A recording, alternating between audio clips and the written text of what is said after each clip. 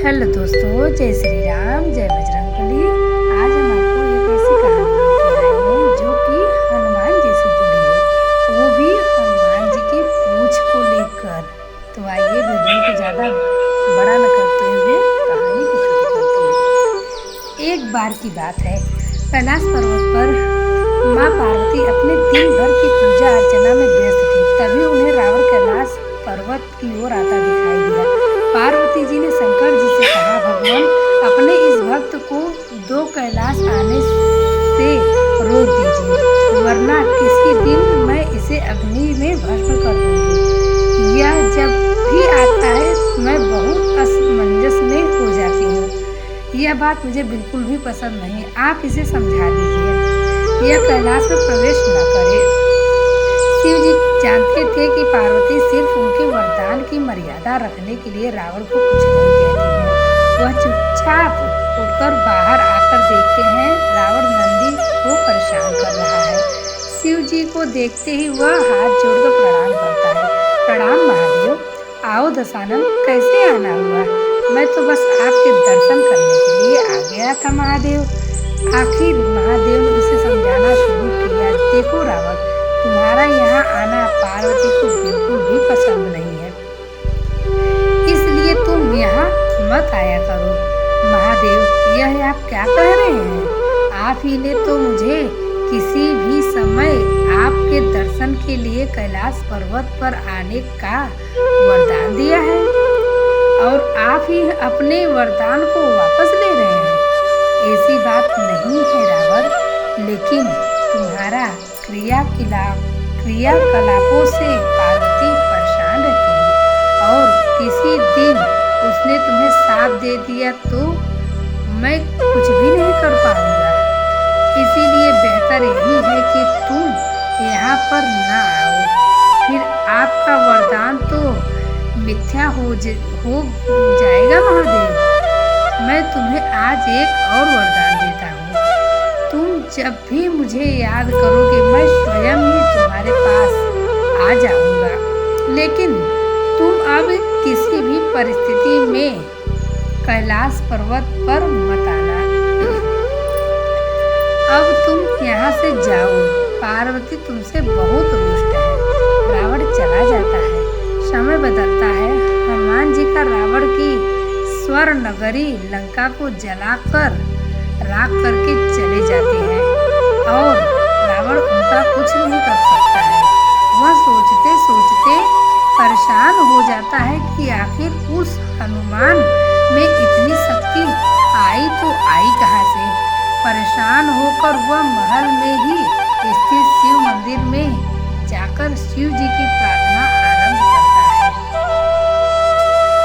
और जटाटवी गलत जल प्रवाह पाद हस्तले करे लंब लंबिता भुजंग तुंड मालिकम।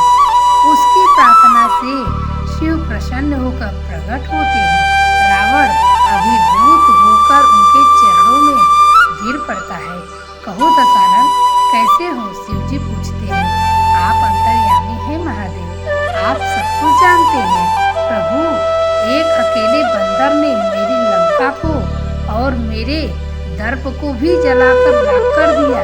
मैं जानना चाहता हूँ कि यह बंदर जिसका नाम हनुमान है आखिर कौन है यह?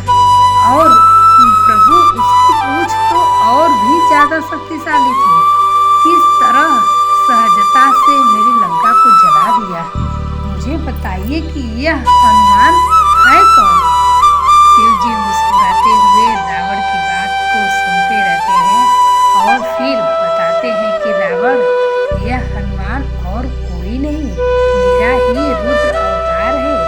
विष्णु ने जब यह निश्चय किया कि वे पृथ्वी पर अवतार लेंगे और माता लक्ष्मी भी साथ ही अवतरित होंगी, तो मेरी इच्छा हुई कि मैं भी उनकी लीलाओं का साक्षी बनूं।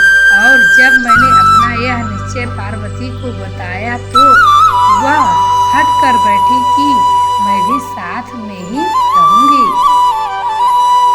लेकिन यह समय नहीं था कि आया कि उसे इस लीला में किस तरह भागीदार बनाया जाए। कर मुझे यह मार्ग बताया। आप तो बंदर बन जाइए और शक्ति स्वरूपा माता पार्वती देवी आपकी पूंछ के रूप में आपके साथ रहे, तभी आप दोनों साथ रह सकते हैं। और उसी अनुरूप मैंने हनुमान के रूप में जन्म लेकर राम जी की सेवा का व्रत रख लिया और शक्ति रूपा पार्वती माँ ने पूंछ के रूप में और उसी सेवा के फल स्वरूप तुम्हारे लंका का दहन किया। अब सुनो रावण, तुम्हारे उद्धार का समय आ गया है। अंततः श्री राम के हाथों तुम्हारा उद्धार होगा। मेरा परामर्श है कि तुम युद्ध के लिए सबसे अंत में प्रस्तुत करना, जिससे कि तुम्हारा समस्त राक्षस परिवार भगवान श्री राम के हाथों से मोक्ष को प्राप्त करे और तुम सभी का उद्धार हो जाओ। रावण को सारी परिस्थितियों का ज्ञान होता है और उस अनुरूप वह युद्ध की तैयारी करता है और अपने पूरे परिवार को राम जी के समक्ष युद्ध के लिए पहले भेजता है और सबसे अंत में स्वयं मोक्ष को प्राप्त होता है। तो दोस्तों, मुझे उम्मीद है कि आप लोगों को भी पता चल गया होगा कि हनुमान जी की पूंछ का रहस्य क्या है। और हमारी ये वीडियो अगर आप लोगों को यह कहानी पसंद आई हो तो हमारे वीडियो को एक लाइक जरूर करिएगा और हमारे वीडियो को ज़्यादा से ज़्यादा लोगों के पास शेयर करके चैनल को सब्सक्राइब करिएगा और बेल आइकन बटन को जरूर दबाइएगा।